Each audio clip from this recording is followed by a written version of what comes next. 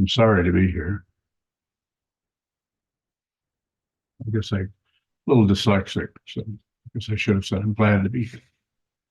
Get those mixed up sometimes. You probably do too.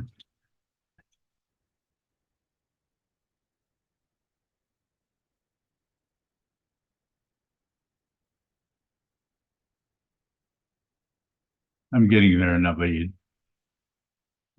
Here it is. So good morning and welcome to Sokukuji Buddhist Monastery in Battle Creek, Michigan, believe it or not.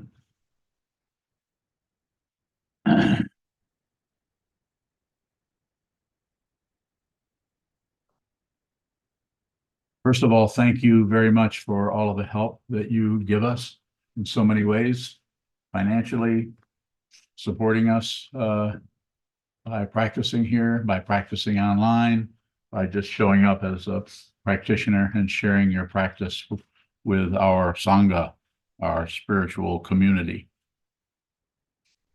If you don't know what a spiritual community is, you should ask. Not yet. The title of this morning's Dharma talk comes from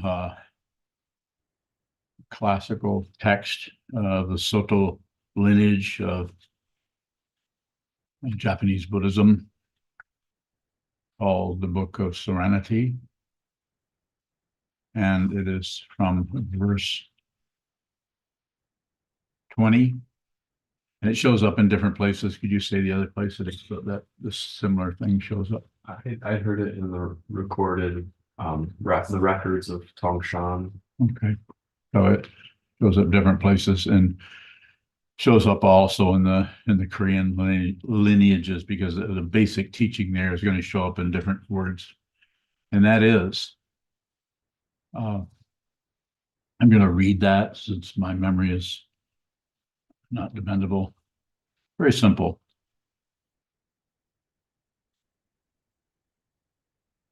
Dijon asked Fayan, "Where are you going?" Fayan said, "Around on pilgrimage."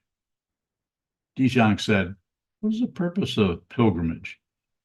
Fayan said, "I don't know." Dijon said, "Not knowing is most intimate."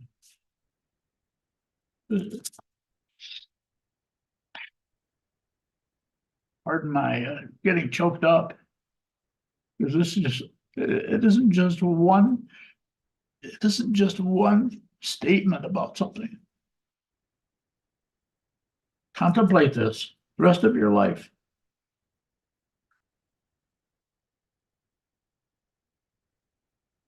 All it's really saying is you don't have to know anything, but you have to study everything. You have to listen to everything. You have to receive everything that shows up in your kitchen, in your country, in your neighborhood, in your family, in your third cousin.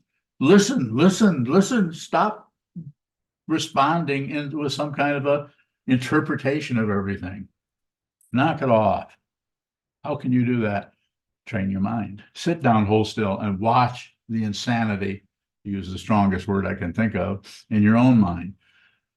Or you could just say discontinuity. You could also say asymmetry. There's a lot of shady words that point in the same direction, but they give a lot of room for interpretation. Use those. Or you could just go right to the chase. It's crazy what happens in the mind. Conflicting emotions about the nature of what is real and what is unreal. Find out yourself.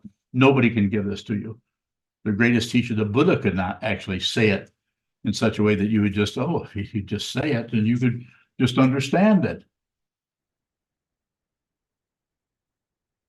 Couldn't do that because it is intimate, and it is a knowing that goes far beyond the relative knowing as this is a stick and this is a sound. That kind of knowing is available to everyone, and people use it to beat each other up and go to war and go to peace, which is the other side of war. Don't go anywhere. Don't go to war, don't go to peace. Straighten up. But first you might want to sit down, then straighten up. Look at the wall. Just look at something where nothing is happening and watch what the mind keeps tumbling forth and displaying. Most intimate. What an understatement. There isn't anyone else but you. If you think there is, you'll continue to spin and look for other. You look for happiness. Don't wear yourself out. Your happiness is right here in front of you. If you think otherwise, what? You'll continue to spin and grab at this and push at that and think about that, reflect on this and speculate with your neighbor and flap your jaws. Don't do it. Find out who you are so there's no doubt. It's just a basic, a case of mistaken identity. And unless you see that first, you'll just come up with a bunch of psychologies about it. Like Sigmund Freud did, like Abraham Maslow did, like Alfred Adler did, like all the philosophers down through the centuries, highly intelligent men and women who stayed on the surface of the consciousness where all the thoughts are. And then go back and forth and think about, what do you think about this? And publishing books. And then the political spectrum, that's another area of astonishing insanity that will actually murder other people based on what they think and what someone thinks. And then argue about if it's justified or not. It's not even justified to lift your hand. You can't justify this. You should be ashamed of yourself for lifting your hand. But if your hand lifts, that's different. Not knowing is most intimate. Not knowing. It's like your digestive tract knows exactly what to do. As I said several times, you were put in charge of your digestive tract, you'd starve to death. You wouldn't know what to do with it.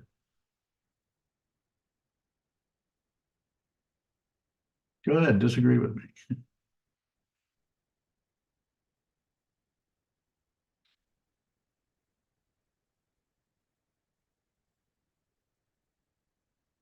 I can take questions on that if you have them. Yes, sir, San Ho. What is serenity if not peace? Is not what? What is serenity if not peace? It is peace. I'm just saying don't go to it.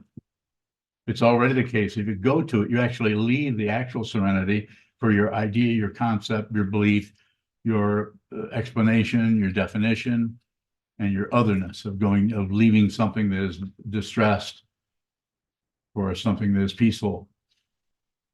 That's when I say don't go to war, don't go to peace. Peace is right here. If there is peace, this is it. And it might look like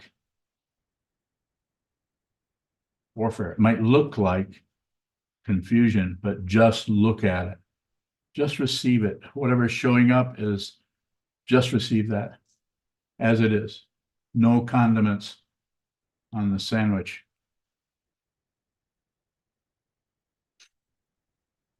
Amazing how terrible I was feeling 20 minutes ago. And now energy is coming from somewhere just so I can do this.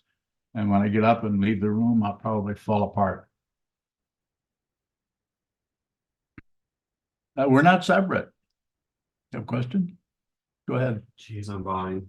What is the practice of not knowing? Knowing would have to be the practice of watching the knowing, watching how the knowing comes up this way and comes up that way, and then it turns this way, and just observe it. It turns the corner, it waves its flag. It says, come on, I got something for you over here around the corner. Knowing. Yes, sir. Choose and buying, I think it was Sokuzan asked to talk on, or a question on Friday about contemplation. Yes. Is there any practice of contemplating what you're talking about that we could use or work with bowing? Might be better to contemplate this verse. But there might be something there. I've talked about this in different ways. Might be something I've said in the past. Can you ask the question again? See what comes up. Choose and buying, wondering about it, how to actively try to work with not knowing, particularly in the midst of what can show up as certainty or feels pretty immovable. Mhm. Yes, just look at that. Yes, just whatever shows up as knowing or not movable, or just look at it. Don't add on that it's not movable. Don't add on that it's certain. But if you do add on that it's certain, then stop right there. When I say stop, I'm saying just look at the where you've added. Just look where you added something on that it's not movable, and just don't leave that for something else. And it's a very subtle area of consciousness. I know you've been meditating for years. You know exactly what I'm saying. All of you do, probably. It's a very subtle area of consciousness, and it's very delicate in that area. And if you just look at the I sometimes call it the leading edge of consciousness, where it's just turning into a finger pointing back. You're receiving the pratitya samutpada, the dependent origination that has been talked about as a teaching of the Buddha. You've watched that show up in the ears, show up in the nose, tongue, body, mind, everything. The consciousness is just being flooded with apparent otherness coming our way. And then at some area we turn back and describe it or point to it or try to write words on it. And just if you just watch that, it may persist, but this is where the word patience comes from. Don't do anything unless you have to. And sometimes you just have to add on, and you have to subtract and divide and do the math all over the place. But it's always about awareness. So it's about awareness that you're trying to make your life different. You're trying to improve. You can improve the ego relatively, but fundamentally that is not the spiritual path. That's a mundane path of getting better, healing, all those other crazy words. Go ahead. Thank you. Thank you, sir. Yes, sir. Andre Bowden, is not knowing the same as a mystery? Bowden. Good question. It's close, but it's a mystery is very, very, seductive. It's a mystery. Don't do that. If I were to come in and enter into that the way I think you're asking it, I would say drop that word and just go back to the original word, confused. Be confused. Because there's no one who's confused. There's just confusion. Confusion is dependently arisen. There's just confusion. There's no personhood there. Can't find a self there. Yes, sir. Andy, I had a similar question.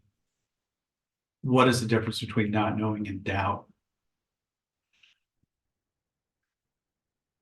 In some traditions, there's even I think it's in Rinzai Zen, it's called the Great Doubt. You remember the teacher?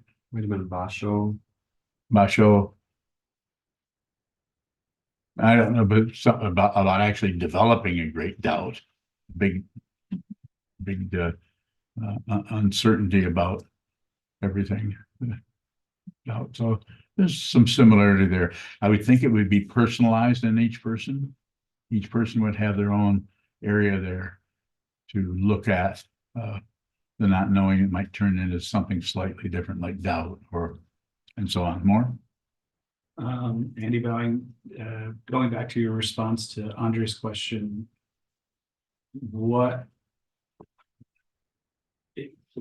is there a difference between not knowing and confusion?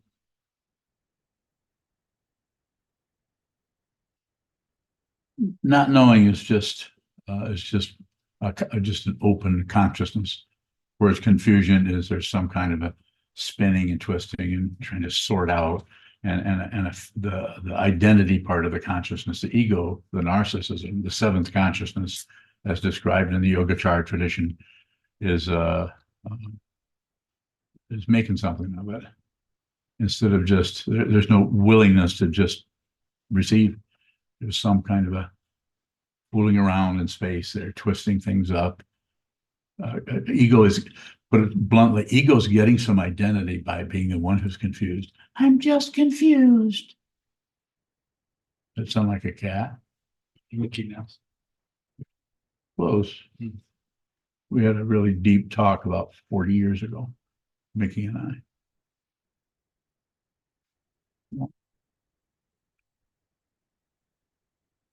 Didn't think so. Go ahead. Being Valley, I may be just noticing that the Buddhist teachings are full of translations of something that looks more original or root. And so I'm wondering how to work with those translations without leaving my own behind. You're gonna have to say a little bit more so I can get a feeling for what it is you're even asking about. Translations? Are you talking about translation from one language to another? Are you talking about a translation from one way of understanding to another way of understanding, but still in the same language? What are you asking? Well, I'll try this example, like when studying the Diamond Sutra, you have the Diamond Sutra and then you have all these translations. Okay, We can align ourselves with someone's translation or try to see what they're seeing. just like Shasta Abbey for Dogen's Shobogenzo, that one. Tanahashi, yes. So I'm wondering how to work with other people's translations of things and also include my own. What is your own? Where's your book? You actually have another understanding of these? In every Well- case, or just a few? Go ahead, please, go ahead. Being knowing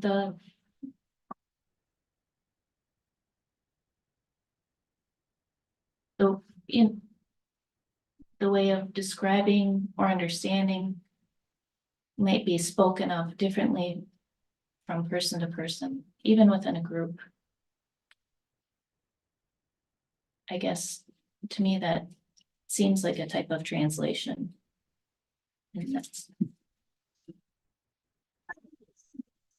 Okay, I'm still not, is anyone else tracking what she is saying? Go ahead, Sano. Sanho Bauer. So there's a linguistic interpretation, the Chinese to the Japanese to the English. Those might differ, but then our interpretation of that interpretation might also differ. Is that helpful? I think I'm just rephrasing the question. that fits. Okay, then what did Sano just help you out with? What, did he help you? I don't know. How dare you? Yes, he did. Yeah, Sano always helps me. Yeah, but you help me too. So I really want to respond to your question, but I'm a little, I can get to it a little bit, but I'm not sure. Do you have it? In your mind, is it a matter of trusting the translator? We've had some, Is that close to what? It fits, yeah. And I'm with you there in that area, like if I were going to have to pick between Tanahashi and Shasta Abbey, I would pick Tanahashi. But Shasta Abbey, I think, helps us because it says, oh, you could go this way with that, you could go this way. I wouldn't mind having several like we do with the Samdhina Mochana Sutra. I think we have 3 that we work with, and when we're talking about the 30 verses of Asabandha, don't we have 12 translations? Who knows? Do you know? You would know. at least 12. At least 12 translations of just that 30 verses. And I think we use, don't we use all of them a little bit? And are we creating our own? Are you accusing? No, I- We are, yes, I think we are. I think there's something to that. Yeah, we need to publish a book. He's on mine, just along the lines of what Bean's asking. So in the midst of all those different interpretations, which can be quite contrary in some cases, what does it mean to include our own intelligence? In what way do we include our own intelligence in the midst of somebody telling us what it means? Bowing. Mhm. So don't conclude. It's almost like it becomes so obvious that the conclusion is just obvious, it's choiceless. But I would say don't unless you have to conclude a particular dynamic or a construct or explanation of some aspect of consciousness, some aspect of the way confusion is operating in consciousness to keep us further pushed under the rug, so we don't know what the hell's going on, then just don't conclude. So because if you conclude, as soon as you come to any conclusion about anything, even if it's accurate, relatively accurate, then that stops it just stops any further investigation of that area, which there may not be any further investigation, but you won't know that if you're interested, you are more interested in concluding than actually knowing the truth more. She's on bowing. What do the teachings look like when we are no longer trying to understand or coming back to the title when we're not knowing them? Not knowing. What is the intimacy of not knowing? It cannot be put in words. It's heartbreaking. Because you immediately see the all pervasiveness of consciousness all over, not just this world, all over, and you feel that, and you know that. And everything that's going on everywhere, you feel that, you know that. It's that kind of it's a knowing that there's no content to it. John Ho. Song of using the example of the two primary interpretations of the Shobogenzo, is one of them more right than the other, or is the truth somewhere in the middle? Say that, turn that around, say it opposite. Is one better, or is it somewhere between the two? Are you asking me that? Yes, Even though it's the opposite? yes, Okay, yes.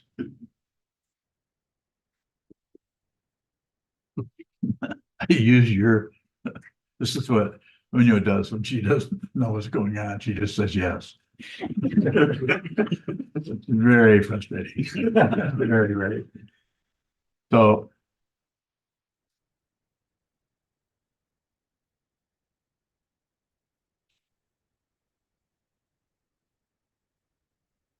I don't mean to add to the confusion, but I'm saying that that's an area where the consciousness needs to have as little as few guardrails as possible. So there's the possibility of a complete opening happening there, where the consciousness just no longer is fearful, balled up into a knot of me and my stuff, and I need to be right, and what if I'm wrong?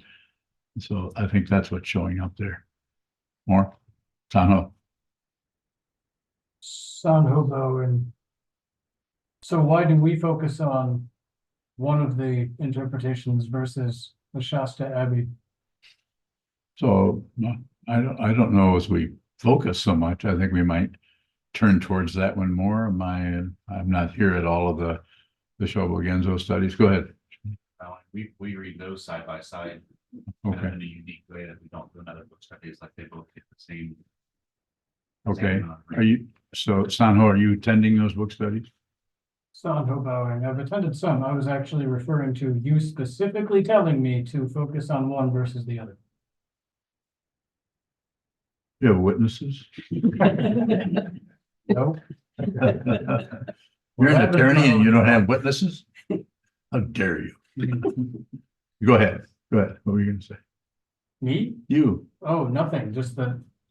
I'll say now that even I wasn't an eyewitness. That is just too funny. You get that package somewhere where you can just pull it out of your holster. No, okay, so. I just think it's so situational that sometimes we really need to focus on a particular, just like on the 30 verses, sometimes we really need to go and read. After we've read Anneker's translation, we really need to go and read was it Wutai Mountain, which is much kind of a simple approach. The thing doesn't have the structural and conceptual outlay, but it's just easier to connect with it. At least it is for me sometimes. I think it's situational. And I don't, at least my intention is, and it doesn't sound, the way Shoto is responding there, it doesn't sound like you're doing that. Does someone feel like we're just blocking down? Is there anyone here who's never missed a study of the Shobogenzo on Wednesday at noon? Have you missed them? You never missed one? Rarely, but I was. How many did you miss? 5? Because there's been how many in the last 5 years? 260. So we just, the important thing is to study, as I've said many times, not to understand. It's just study it. The understanding will just come out of the carpeting. It'll come out, it'll fall out of the ceiling. Yes. It seems like you said before that you don't like a translation that just kind of hands it to us. Yes. So it seems like you go for the more poetic and less concrete translations. And I do. Is that so that our own intelligence can work with that? And What are you asking me? Are you asking me anything? Are you saying something? is there a preference for less detail and more poetic interpretations? Hi. What? Is there a preference for the more poetic, less constructed, detailed translations? I don't know if there's a preference, but sometimes it just, in that area just seems to feel more supportive to what we're trying to understand. Well, that's why especially the Chinese, Japanese tradition is full of poems. Not that the Tibetan doesn't have some of that also. That's quite a bit. 100,000 songs of Milarepa and so on.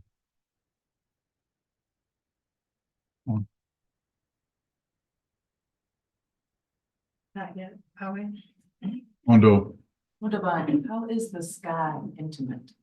how is the what? Sky, Sky? You're not separate from it. You're not separate from anything.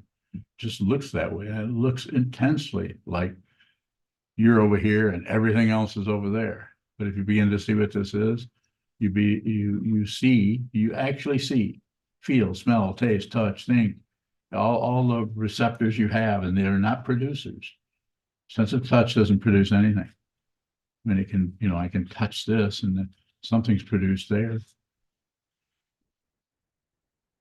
You don't actually think, there's no thinker. You don't actually think. This is an illusion created by dependent origination. And it's astonishingly convincing, especially when it is run by all the fuel of passion, grasping, aggression, pushing, and ignorance. It's just convincing that there's something else going on. There's something you don't know. There's something you could get that you're not getting, that you weren't allowed to get, or all the other stories that can happen. And then when you have stories, the dependent origination that shows up as a self, this personhood begins to make use of that, you could say. And it just keeps throwing story on top of story. If somebody's really upset about something, and they think they're right about something, they're not about to listen to you. They'll just throw stories at you. Yeah, but what you said, well, yeah, you're saying it now, but how about what you said 10 minutes ago? Remember that? I mean, the other person will polarize it, and then you get tempted to defend yourself or chime in or attack or shut down, which is there's passion, aggression, and ignorance is your own personal classroom right in front of you, or understanding dependent origination intimately.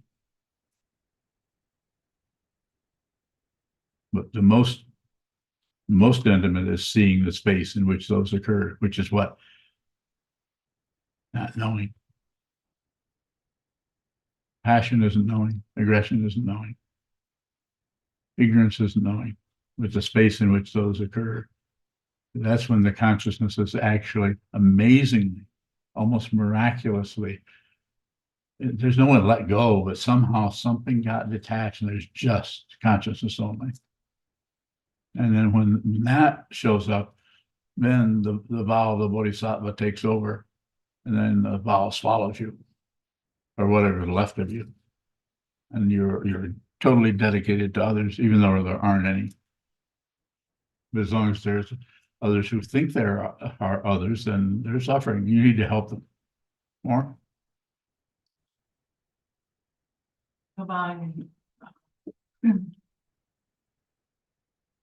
It seems like sky or space or openness is the opposite of intimate.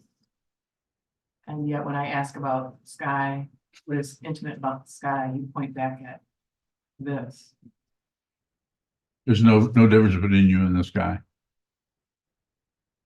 There's differentiation, which is the consciousness that is tangled up in knots and in a fist and is insisting on its personhood as opposed to otherhood or otherness, self and other, subjective, objective. It insists on that, but it's not real. What is real? Find out.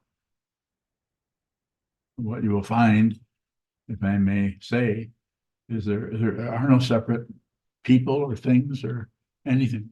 Nothing is separate from, it's separated just by being in a contaminated realm, which is the human realm, or any of the other 6 realms. More. How is that? No, I'm not separate, intimate. It's probably not, probably not. So you got me there. If there's no one left, then there's no intimacy. Intimacy is still path. There's ground, suffering.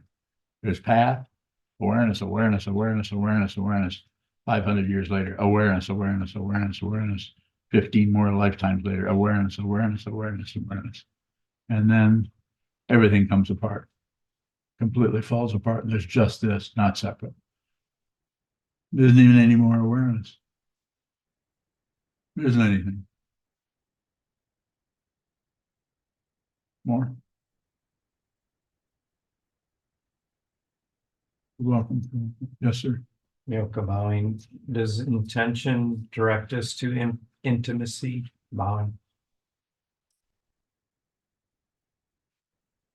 Yes. Don't ask me how. Bowing, you often tell us to return to the intention. I do. Is that, Are you doing that? yes. Good. I do.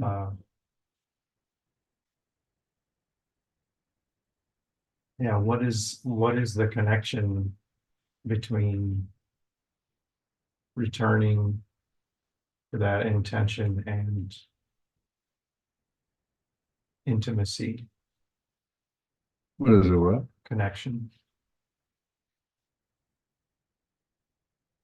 What is it you want to know?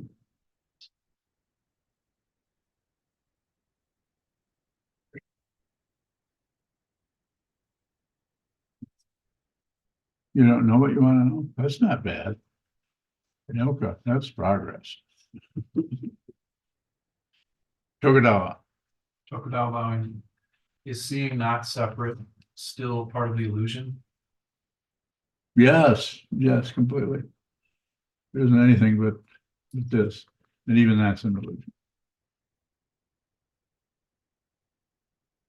Thank you. Good, very good question. Young lady, Can shows illusion. yes.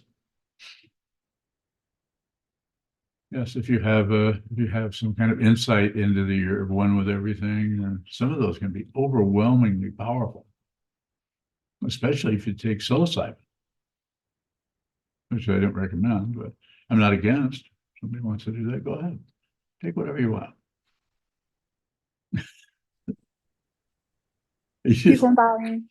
You think, what are you thinking of? You know, okay. Yes, Johan.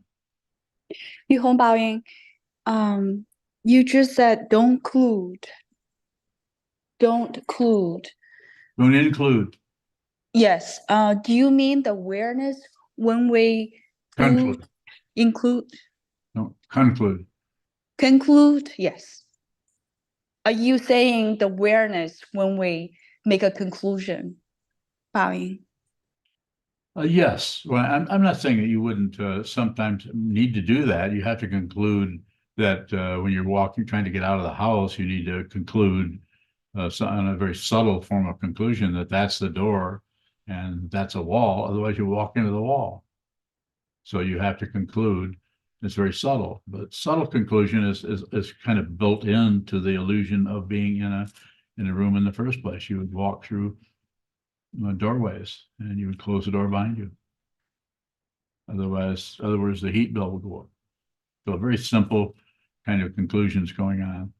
So when I'm saying don't conclude, I'm saying when you're working with a mind stream in such a way that you're trying to understand the nature of the passion, aggression, ignorance, hope, and fear, right and wrong, pride and jealousy and envy and all that stuff that's roiling around in the mind stream, which it often is, don't conclude. Just watch it. Just stay in the front row. My image that I often use, but I think it's valuable. It's been helpful to me. And I don't know if somebody told me about this or if I thought it up. It doesn't matter. Stay in the front row and watch the stage play because that's what it is. It's unreal. But it sure seems real. Thank you, bowing. You're welcome. Yes. Beyond vowing, can the truth be translated by humans? What? Can you Is- paraphrase that somehow? Can the Translated truth by- be translated by spoken or written word? What does she want to know?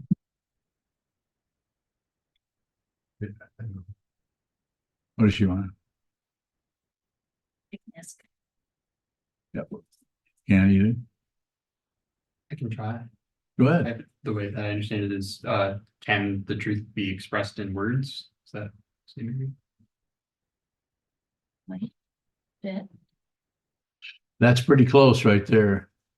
If you understand what those words are, and those are translated out of Chinese, it would be out of the Chinese, but it's pretty close. It's a powerful. I can't hardly read it because it's reminding me of of the area that I have to be careful not to go into that totally, or I'm speechless and I'm helpless. This as a human form, I can't do anything. Can't even walk. Devastating to ego. And there's still ego happening here, but I'm not getting rid of anything. But it's just ego's unreal. It's a clown. It's a fool. It's still here, but when we start looking at that, that area starts to not come.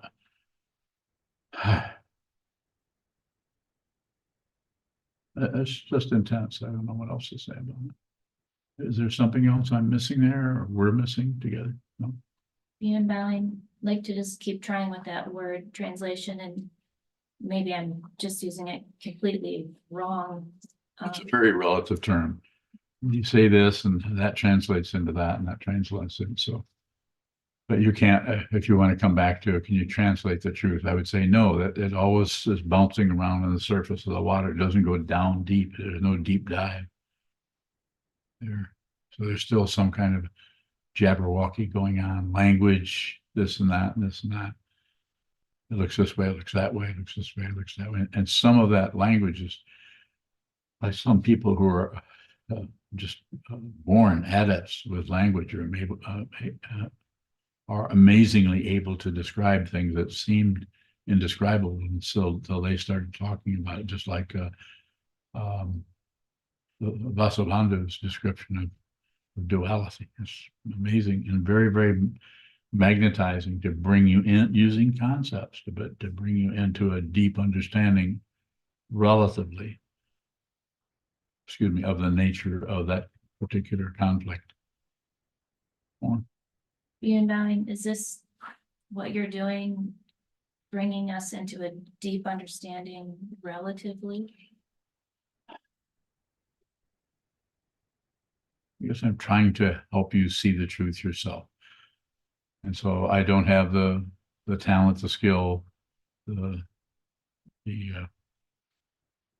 ability to speak in the way that great teachers speak. But I just do the best I can with what I understand, what I know, and what I'm looking at. I always say, I don't teach. I've been taught a lot of things, and I've studied a lot, but I don't really teach out of it. I don't.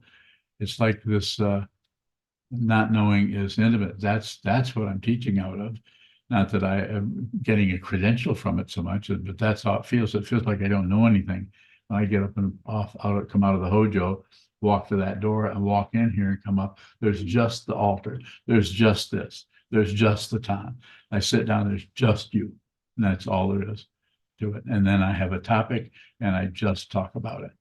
But I don't really know anything. I don't store any, I don't even store the text, the verse number 20 out of the Book of Serenity. I can't remember any of that. I cannot tell you what any of those other verses are, and I read it.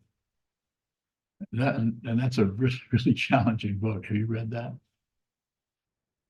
It's very challenging to take what's there and say anything more about it. All you can do, because it sticks you in such a way that you are saying, no, you're going to look at what I've just said, and that's it. You don't get to go and write your own book about what I just said.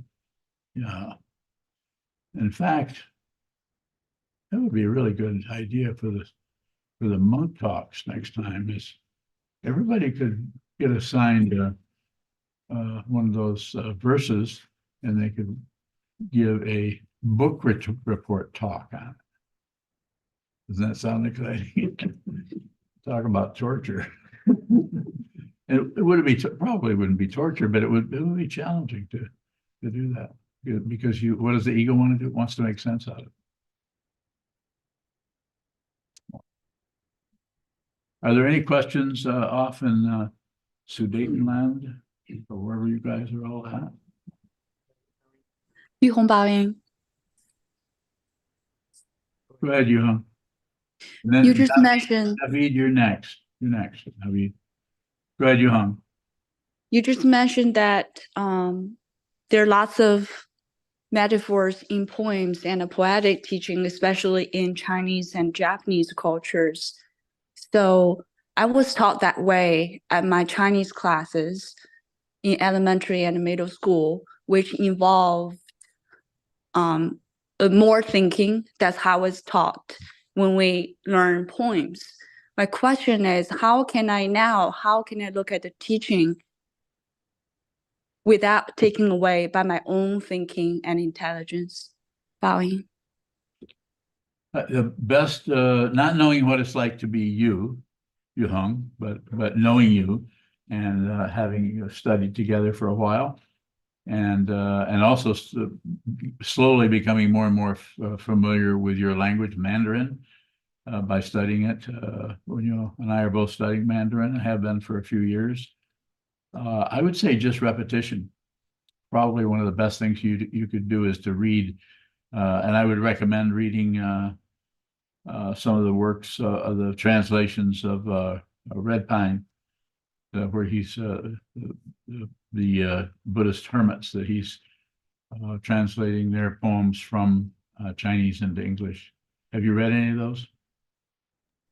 A little bit. So you're suggesting to read in English?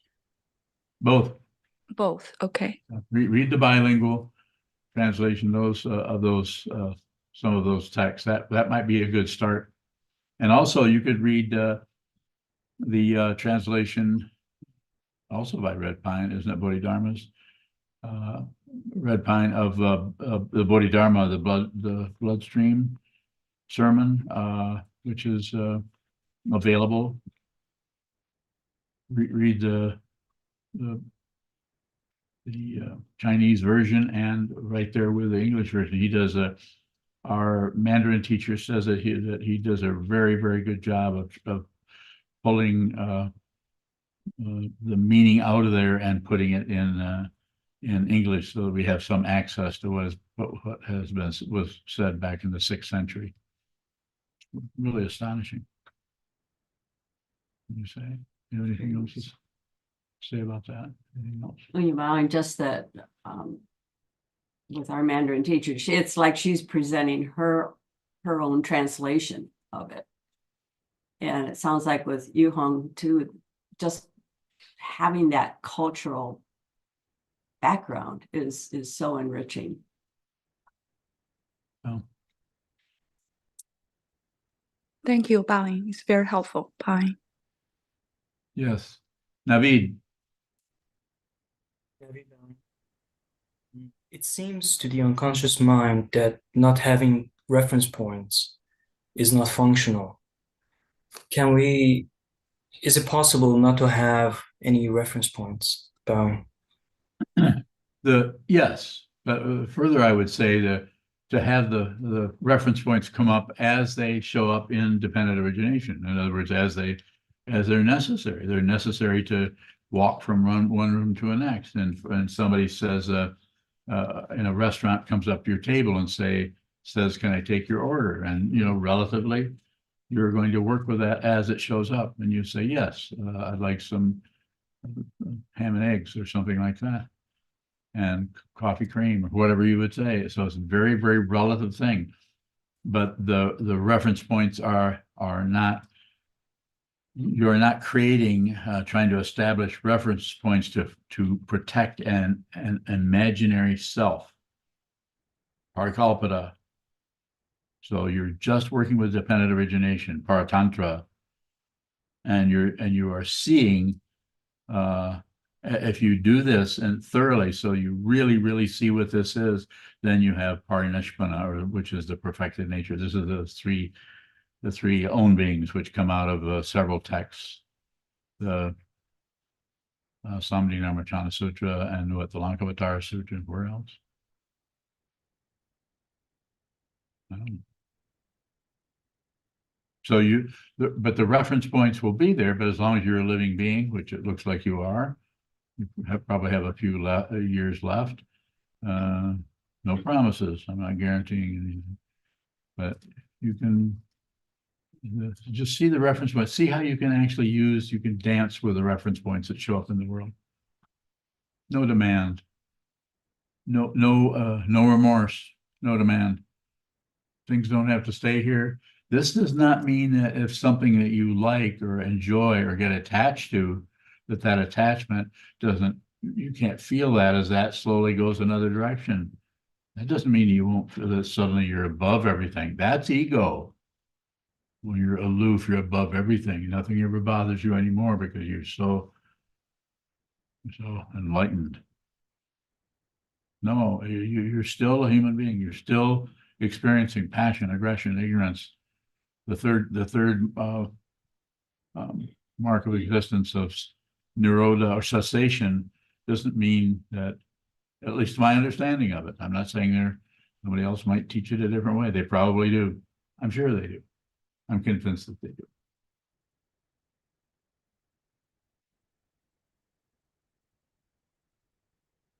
I've read that they do. And I hear that they do. And I suppose that they do. Wulong, black dragon, lay it on me. Well, I'm bowing. Is there a knowing that we can trust? Don't trust anything. That's trust. That's the kind of trust that you're asking about. Don't trust anything, and you'll know what you need to give the benefit of the doubt to. You know that something shows up. You don't see all of its parts. You don't see its underbelly, so to speak. So you give it some time. You're not threatened by it, even though it may be trying to threaten you. But you're not particularly threatened because you know that who you are can't be harmed or damaged. Who you are fundamentally is not threatened. It just, I don't know what another word to say. It's just not in danger. Who you think you are is probably being threatened all the time by people's opinions or your own opinions or your upbringing or your conditioning, your presumption about this or this or this or that or that or that. Well, I'm bowing. Is not threatened. Can that be a form of knowing?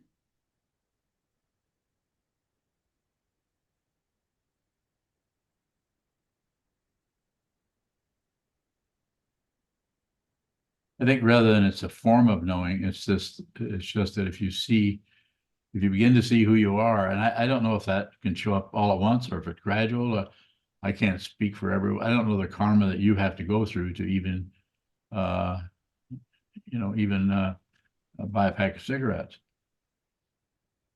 I can't see who and what you are relatively. So, but you can, and I would say, don't take anything for granted. Don't accept, don't reject, don't look away, and practice that. That doesn't mean don't have a cup of coffee, or that doesn't mean you go for a walk. Don't smoke cigarettes, though. I wasn't implying that. That's just what showed up. Or whiskey? Yeah, no whiskey. Stop it. And so so I would say that's kind of a side. It's like it's not the goal particularly. It's a way of talking about it, but there's kind of if you train your mind to see clearly, you do begin to see what this is. You just notice that nothing can scare you. You're not threatened by anything. You're not even threatened by the imminence of your own death. It's just not a problem because you see what this is. You know what it is. You don't need anybody, including your teacher, including me or anybody, to come up and say, yep, I think you're doing fine. I think you're attaining enlightenment. You don't need that. It's just not concerning at all because you're looking at what you have been looking for. And you know who you are. You don't have doubts about who you are anymore. Thank you. You're welcome. What is a spiritual community? Spiritual community is a group of people that work together to support, in our case, the teacher and the teaching, which is what we do here, and each other, so we can all practice together. And it can be difficult because the community itself is made up of all kinds of different people coming from with different kinds of karma, different kinds of causes and conditions that they're dealing with in their mind stream and in their life stream and so on. And supporting each other.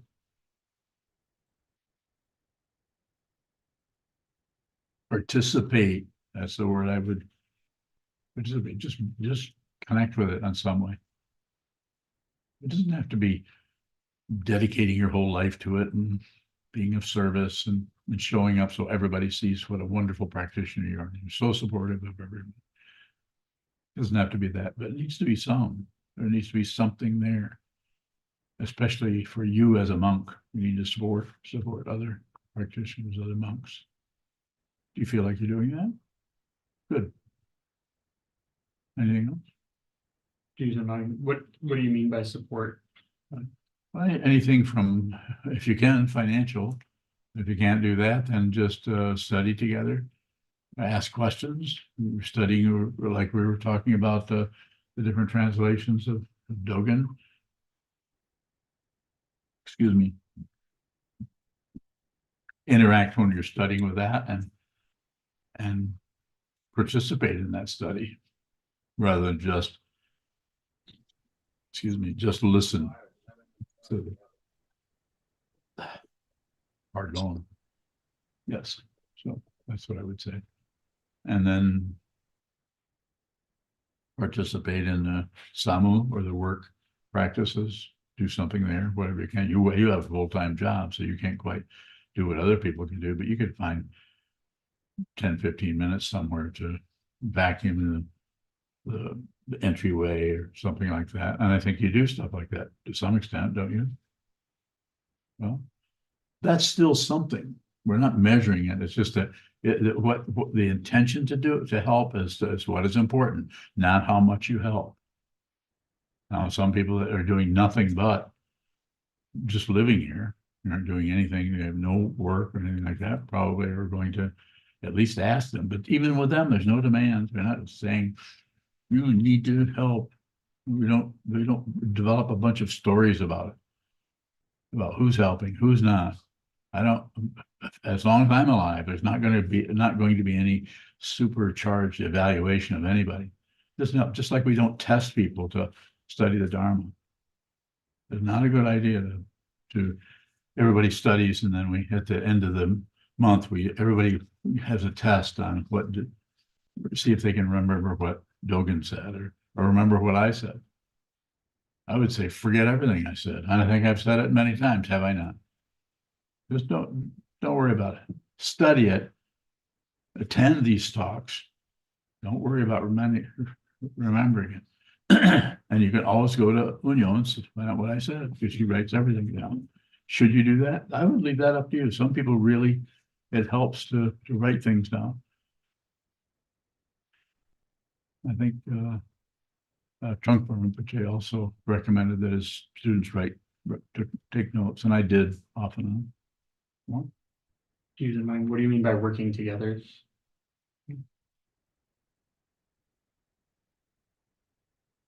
Communication, cooperation, collaboration, working together.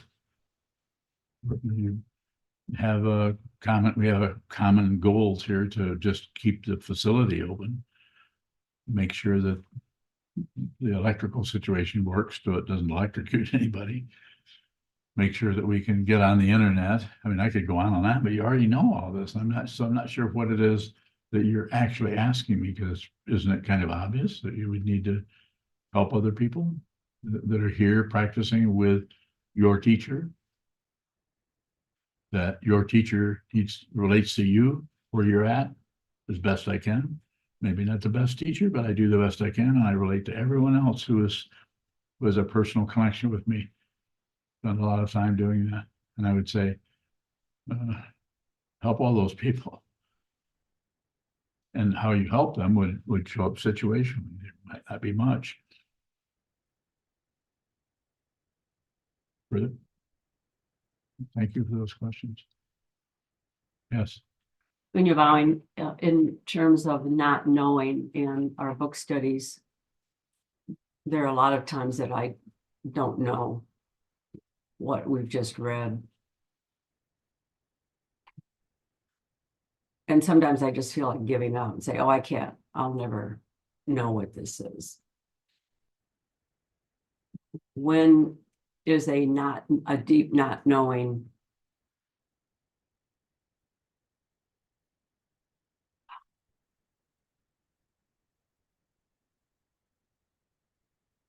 Is there a difference between penetrating that not knowing and just giving up. So don't give up, but just not know. There's no maintenance happening there. You just continue to just receive that feeling of not knowing. Unless I'm missing what you're asking about. Yeah. It just have a willingness to study something and maybe not be clear about it. This is why we study this material over and over. I don't know if we've got all the way through the Shobogenzo, how we go so slow.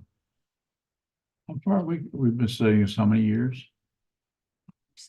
5 or 6 years, once a week on Wednesday. And we're how far what chapter are we on? I think we're in the 40s or 50s right now. We're halfway, Not quite. not quite I think halfway. it's been 8 years. It's been 8 years. You would say that. 8 years is good though, isn't it? I mean, that's isn't 8 half of 16? What have I got wrong there? Are we coming to the end of this class? It's feeling like the moon has just changed signs or something. What's happened? You know? Okay. Is there a final question, Jishin?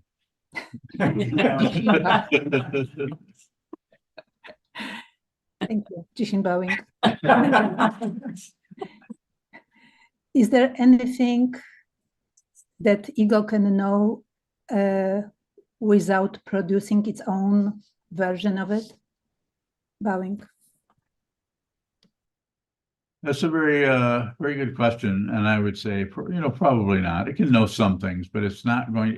There's always a construction and a presumption about what it's looking at. So when it looks at something, it doesn't know what's there. If it knew what's there, if the ego knew what was there, it would vanish because it would see that everything it looks at is showing that it doesn't exist. It would mirror back. So.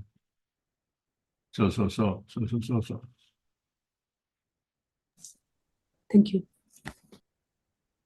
Yeah, bowing. Go ahead. You say don't trust anything. When you say that, I think, is there anything I need to trust on the path? My trust sometimes shows up as the part of I don't know. I feel like I have to trust that to keep sometimes going on the path. Is there anything I can trust? Deb bowing. Well, I think you can just keep going. In that sense, I would say I don't think that's a end all, situation. Say, but be a little bit suspicious when you're working in that area. And just keep going. As you said, you need to do a little bit of that to just keep going on the path. Please do. It's your situation. I don't know what it's like to be you. And I often say that to people who are very close to me and have difficulty with what's things that are happening in their life.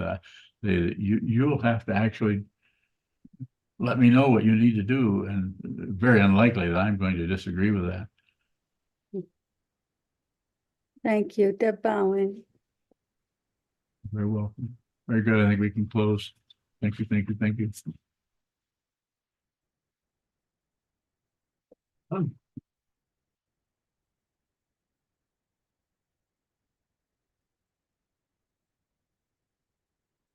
Thank you for the energy.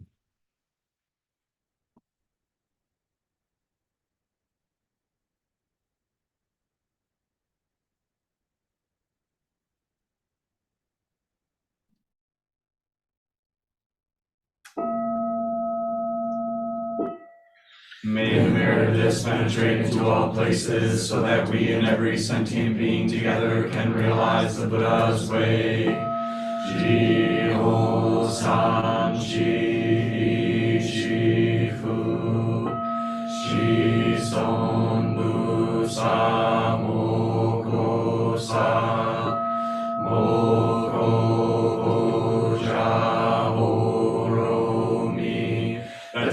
directions, the three times, all Buddhas, all venerable ones, Bodhisattvas, Mahasattvas, the great Prajna, Paramita.